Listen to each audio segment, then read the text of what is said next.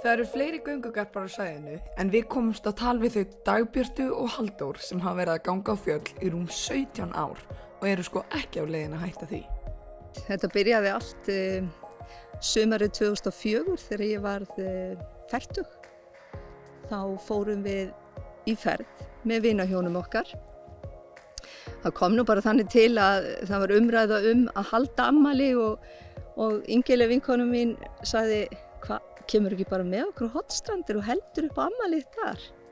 Og ég sé aldrei eftir því, ég hef aldrei farið áður, en upp frá því þá opnaðist bara þetta. Það bara var svo magnað að byrja gönguna og þessi dagar voru bara magnaðir. Og svo minnist ég þess svo sterkt þegar ég kom heim í Grundarfjörð aftur að þá horfði ég til fjalla alla leið og hugsaði svo, sérstaklega þegar ég kom inn í Grundarfjörð, þetta fjall, já, aldrei séð fjöllin sem voru næst mér. Já. Og þá fórum við að ganga á fjöllin í kringum okkur, heima hjá okkur. Já. Þannig að, já, þetta var bara þannig. Það bara kom og var með okkur eftir það að fara á fjöll.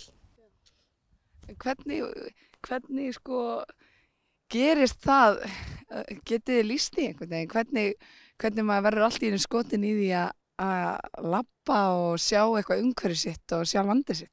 Já, við byrjuðum þarna 10. júlí 2004, komum hér á Hesteyri, það var alveg 24 stigi hiti þegar við komum hérna á glampandi sól, gengum yfir að Látrunum í Aðalvík og það var bara svona blíð allan tíman og í svona veðri getur maður ekki annað en verið heillag sko. Þannig byrjaði þetta. Og hvernig helst, hvað heldur ykkur gangandi? Næsta ferð, bara næsta ferð, skipuleggja næstu ferð. En þið eru búin að læra ýmislegt Hornstrandir, ekki satt? Jú, það hefur nú verið þannig að Ingileg vinkona okkar, hún hefur nú alltaf haft með, hún hefur sem sagt aflað sér upplýsinga byggðirnar hérna á Hornströndum, það sem við erum að ganga hverju sinni, og í öllum kaffi og hádegishpásum og svona þegar við stoppum, þá er alltaf sögð saga þeirra staða sem við erum stödd á hverju sinni. Og hún er stórmerkileg, búsetur sagan á Hornströndum. Þannig að þetta var stór fróðleikur fyrir utan náttúrulega náttúrufegurðina. Já, það eru náttúrulega til alls konar sögur sem Ingileg hefur verið að segja um fólki sem bjó hérna. Og það voru svona draugasögur og sögur af fólki að reyna að bjarga sér í björgunum að vori, líta til bjargs, aðtók hvort að fuglinn væri sestur að, hvort væri þetta ná sér nýmeti og svona því að væntanlega hefur allt verið búið í búrinu af einhverju sem var fest, löngu búið. Það er ýmislegt svona sem að kemur úr þessum bókum. Er eitthvað svona sem festist? Já, kannski helst það að upplifa næjusemina og kúpla sig út úr þessum skarkala sem við lifum við. Mér finnst það að vera svona stæðst í þessu öllu og upplifa þessa náttúru og þessa fegurð. Þetta er magnað, algjörlega magnað. Okkar fyrsta upplifun á þessari 5 daga ferð var eins og hefði verið hálfa mánuð 3 vikur einhver staðar í burtu. Okkur fannst þessi tími hafa verið margfaldur að tímalengt.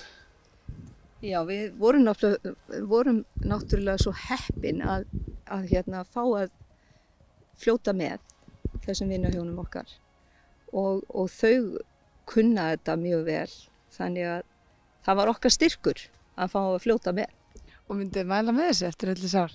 Algjörlega, ekki spurning. Já, maður gleymir alveg stafastund og tíma og maður bara veit á alla hvað klukkan er og hvað dagur er meðan á ferð stendur. Það er bara svo mikil sterk upplifun að vera svona á eigin vegum með tjaldabækinu. Já, maturinn er mjög verðmætur sem er í pokanum og meðan þú ert á fjöllum.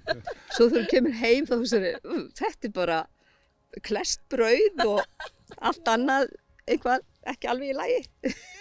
en þannig að þetta missir verðgildi sitt leið og kemur til byggða, það sem er svo dýrmætt þegar þú ert á fjöllum. Það er bara þannig. Hvað myndið þið segja að væri svona það sem þið hefði lært helst á því? Jú, bara njóta augnabliksins og vera það sem það er. Það er þessi núvitund sem er svo mikið verið að tala um í dag. Ég held að hún sé bara mjög dýrmætt að vera í núinu.